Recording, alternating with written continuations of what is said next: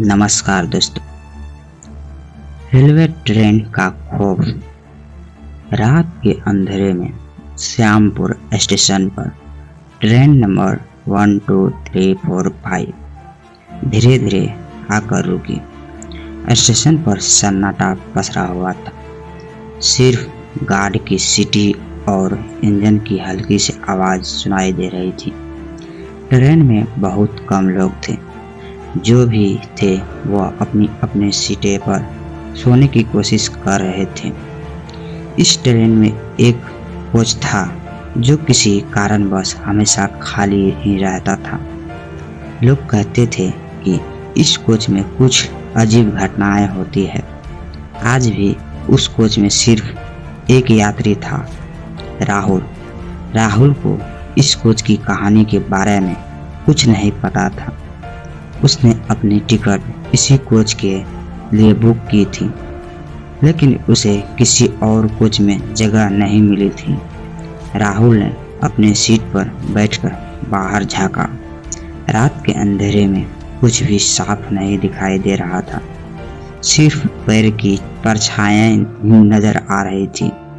तभी अचानक ट्रेन से गार्ड की सीटी बजाई और ट्रेन ने धीरे धीरे रफ्तार पकड़नी शुरू कर दी।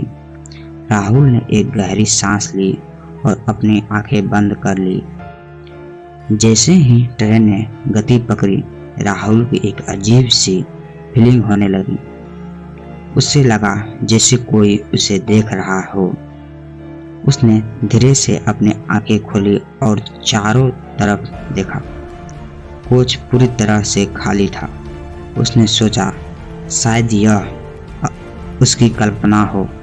फिर से आंखें बंद कर ली। कुछ देर में राहुल को एक हल्की सी खटपट सुनाई दी। उसने आंखें खोलकर देखा तो पाया कि कोच का दरवाजा धीरे धीरे खुल रहा था। राहुल ने अपने दिल की धड़कन को तेज होते हुए महसूस किया। दरवाजा खुला और उसमें से एक सफेद साड़ी पहने औरत अंदर आई। उसकी आंखें बहुत भयानक थी, मानो उसमें कोई जिंदगी ही ना हो। राहुल ने खुद को संभाला और उस औरत को से पूछा, आप कौन हैं? इस कोच में क्या कर रही है? वह औरत कुछ नहीं बोली, बस धीरे धीरे उसकी ओर बढ़ती रही। राहुल को समझ नहीं आ रहा था कि वह क्या करे। उसने अपनी सीट से उठकर भागने की कोशिश की, लेकिन उसके पैर जैसे जम गए थे। वह औरत उसके बिल्कुल पास आ गई और फिर अचानक से गायब हो गई। राहुल को समझ नहीं आया कि यह सब क्या हो रहा है।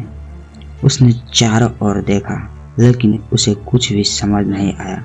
उसकी सांसें तेज हो गई थी और दिल की धड़कन जैसे आने को तैयार थी। तभी उसे एक बच्चे की हंसी सुनाई दी। उसने पलट कर देखा तो एक छोटा सा बच्चा उसकी ओर देख रहा था। बच्चा हंस रहा था, लेकिन उसकी आंखें में एक अजीब सी खौफ था। राहुल ने उस बच्चे से पूछा, तुम कौन हो? यहाँ क्या कर रहे हो? बच्चा भी कुछ नहीं बोला, बस हंसता रहा। राहुल को लगा कि वह शायद कोई सपना देख रहा हो। उसने अपनी आंखें बंद कर ली, खुद को समान करने की कोशिश की, लेकिन उसने आंखें खोली तो देखा कि वह बच्चा भी गायब हो चुका था। राहुल का दिमाग अब बिल्कुल चकरा गया था।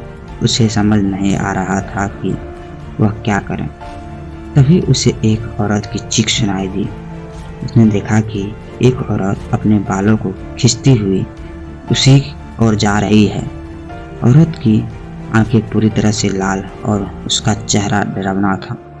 राहुल के डर के मारे अपने हाथ पैर मारने शुरू कर दिए थे, लेकिन वह अपनी जगह से हिल भी नहीं पा रहा था। उस औरत ने उसे तरफ देखते हुए कहा, तुम यहाँ क्यों आए हो? यह कोच हमारा है, यहाँ से चले जाओ, नहीं तो तुम भी यही हालत होगी। राहुल की समझ में नहीं आ रहा था वह क्या करे। उसने अपनी सारी हिम्मत जुटाई और दरवाजे की ओर से भागा। लेकिन जब उसने दरवाज़ा खोलने की कोशिश की तो वह नहीं खुला। ट्रेन की रफ्तार भी तेज हो गई थी। राहुल को लगा कि उसकी जान अब नहीं बचेगी। तभी उसने देखा कि ट्रेन अचानक एक पुराने और टूटे-फूटे स्टेशन पर रुक गई। स्टेशन का नाम भी मिट चुका था। राहुल ने जल्दी से दरवाज़ा खोला और बाहर कूदा। उसने देखा कि स्टेशन पर कोई नहीं था, सिर्फ एक पुराना बोर्ड था जिस पर लिखा था भूतिया स्टेशन। राहुल ने दौड़कर स्टेशन से बाहर निकलने की कोशिश की, लेकिन स्टेशन गेट बंद था। उसने पीछे मुड़कर देखा तो ट्रेन गायब हो चुका था। उसके पैरों तले जमीन खिसक गई। उसने सोचा कि शायद यह उसकी आखिरी रात होगी। तभी उसे एक तेज आवाज़ सुनाई दी। वह बेहोश हो गया। सुबह जब राहुल की आंखें खुली तो उसने खुद को श्यामपुर स्टेशन पर पाया। उसे लगा कि शायद यह सब एक सपना था, लेकिन जब उसने अपने जेब में हाथ डाला तो उसे उस भूतिया स्टेशन का एक पुराना सिक्का मिला। उसने समझ लिया कि वह सपना नहीं बल्कि एक खौफनाक हकीकत थी। राहुल ने फिर कभी उस ट्रेन में सफ़र नहीं किया। उस भूतिया कोच की कहानी सबको सुनाई। लोग कहते हैं कि वह कोच आज भी उस ट्रेन में है और जो भी उसमें सफ़र करता उसे वही खौफनाक अनुभव होता है।